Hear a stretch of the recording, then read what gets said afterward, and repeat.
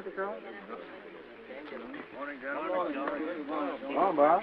Morning, How are you this morning? Fine. Well, I want you to meet the folks who are going to work with us in this picture. It's Miss Evelyn Knapp. How do you do, Mr. Jones? How are you, Miss Knapp? Mr. James Cagney. How are you? Mr. Donald Cook. How do you do? And Mr. Tony Bushell. I think you know Tony, Hello, Don. Tony. Hi, Bob. Good to see you. Folks, this is Mr. Keeler. Toby How do you Keeler. do? Hello, Mr. Keeler. Tony. Hi, Obie. Where's our director? Late. He's not here yet. Well, that's fine. I need a little practice anyway. All right. Wait for me! Who is that? Louise Fazenda. She's in this cast, Oh, too.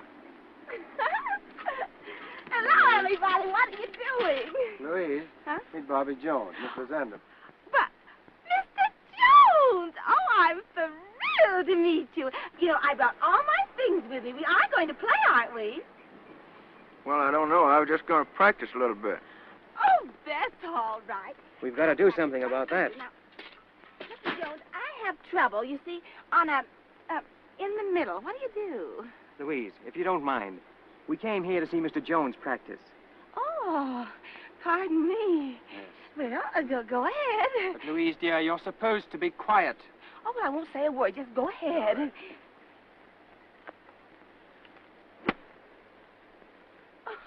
Oh, I hit another one. Hit anything.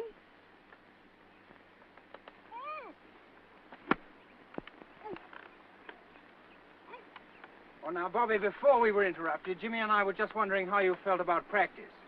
You know, most fellows just like to play all the time, and, well, we wondered if you believe in a whole lot of practice. Yes, I do. And the right kind of practice is just as interesting as playing. I never go on a practice tee unless I have a definite purpose in view, some correction to make. And I continue only so long as I can keep my mind on what I'm doing. And that sort of practice is never tiresome, and it's the only kind that does any good at all.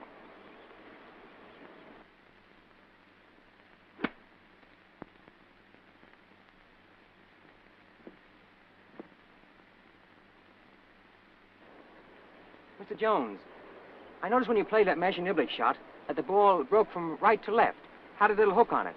Will that kind of shot stop just as quickly as one played the other way from left to right? Well, Yes, it will, for all practical purposes, whenever I'm able to take anything like a full swing with a club. Sometimes, on a very short shot, when it is necessary to stop a ball very quickly, I lay the face of the club off a bit and cut across the ball slightly.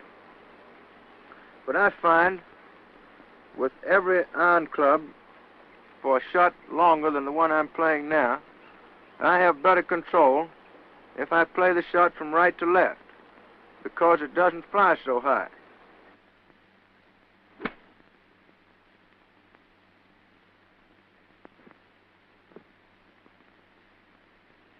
Oh, Bob, you said just now that when you go out to practice, you always have a definite purpose in mind. Would you mind telling us some of the things you have trouble with?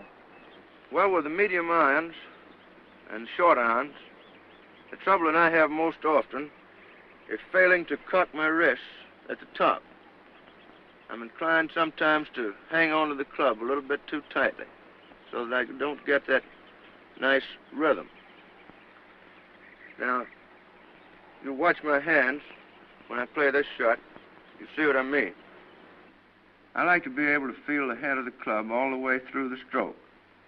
Unless I use my wrist freely, my swing loses all of its snap, and I have neither power nor control. Now, with the longer irons, number 1, for example, I sometimes find myself snatching the club back. Take it back so fast that it upsets the balance. Now, I find that I always hit the ball better if my backswing is very leisurely, almost lazy, like this. Now watch these two shots at actual normal speed. At the top of the swing, you'll observe that for a fraction of a second, there's a pause as the club changes direction.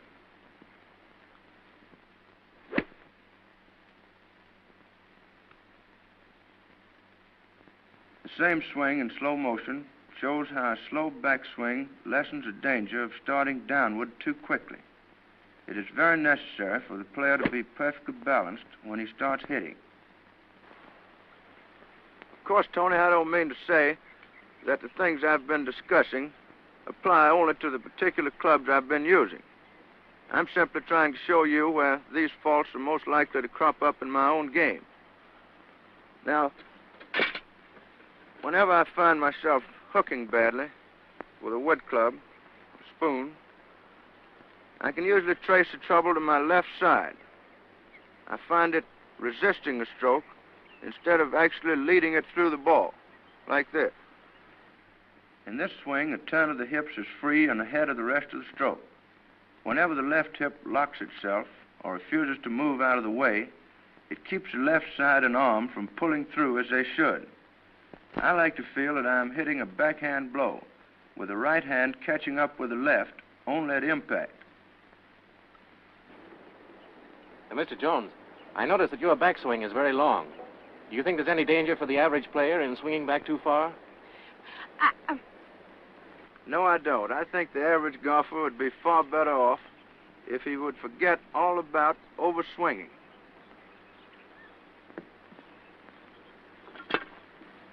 Now, watch the length of my swing with the driver. The trouble with most of them is that they don't take the club back far enough.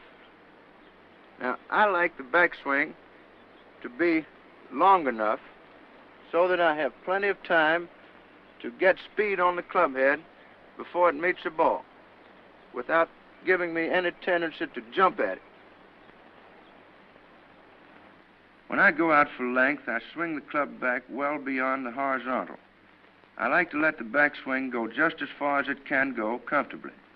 The full turn of the hips and the elevation of the hands give me full command of all the power I possess, and I have plenty of time to reach full speed by the time I hit the ball. If my backswing was shorter, I should find it more of an effort to strike with the same force. Hey, Bob, the gang here have been wondering why you sort of cock your head to one side and seem to look at the ball out of your left eye. Is there any particular reason for that? Well, Ike, that's the thing that I've done naturally all my life. I don't look at the ball with either my left eye or my right eye. I don't stare at any particular spot on it. I'm merely conscious of its location. I think that the position of my head is more important than any consideration of the left eye. Because if you'll notice my swing, when I hit the ball, my head is back this way. I simply find it easier to swing the club with my head in that position. Morning, everybody. Good morning, Mr. Morrison. Sorry to be late. Well, let's go to work. All right, what's the first setup? Long shot with Bob on the front of the tee there, figuring for the driver.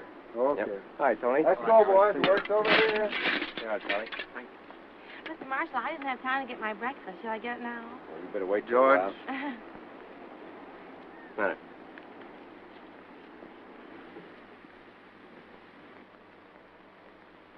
Is something wrong? Are we going to play now? Yeah. You're going to play right now, Louise. All right. And now you've got to hit a ball in the first scene. Yeah. So I want you to take this little thing and go right over there on the practice fairway and just try hitting it for a little while. All by myself? Yeah, and we'll call you when we're ready Now, for you. don't you look, because No. I get nervous.